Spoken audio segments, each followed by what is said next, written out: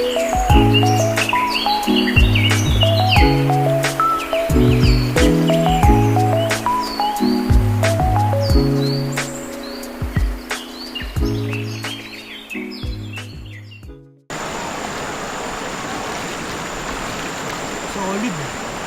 Lamig.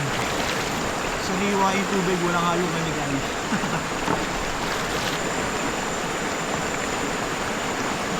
Ayun.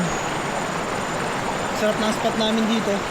Nipi lang namin yung lamig ng tubig, yung patahimikan ng lugar, tsaka yung mga huni ng mga kung ano man yun. Ito yung ilog na binabalik-balikan talaga namin dito. Ibang iba.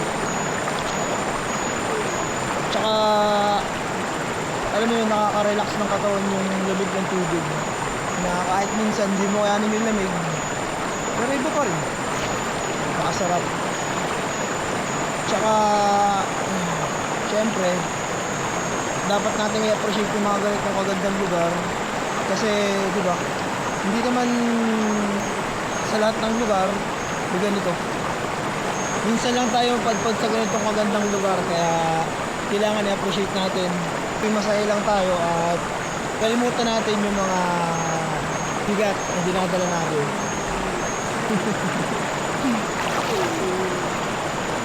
Kung tayo dito, sama nyo mga tropa nyo, sigurado mag-i-enjoy kayo. Pero yung iba, karamihan makapunta na dito. Yung sa mga hindi pa nakakapunta dito, punta na kayo. Mamaya pupunta tayo sa falls sa taas. Papasabak tayo ng langoy doon kasi medyo malalim doon. Andito muna kami sa mababang part, sa mababaw na part. Ito, relax lang. Magre-relax lang kami. Sarap pagbabad, grabe. Solid.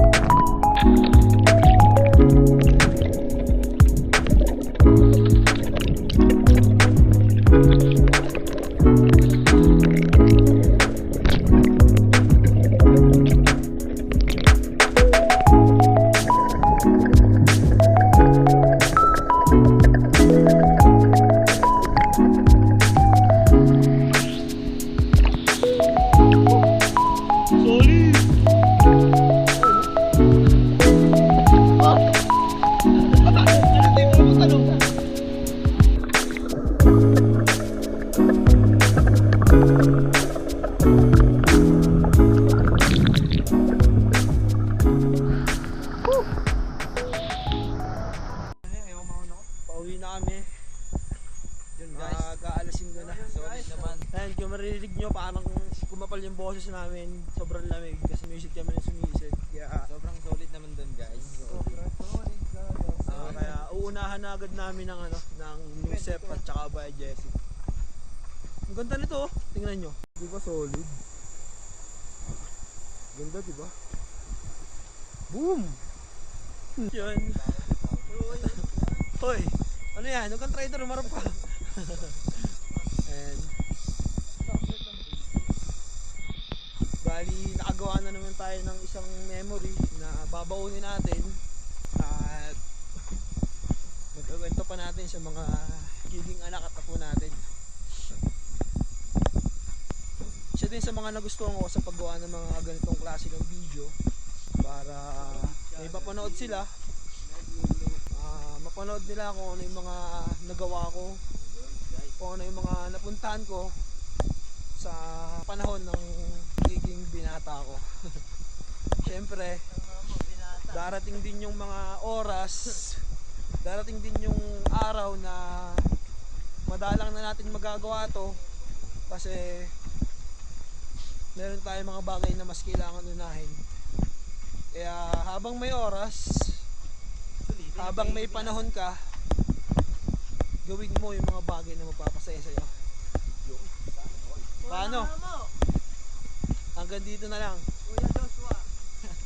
See you sa susunod. Mwah!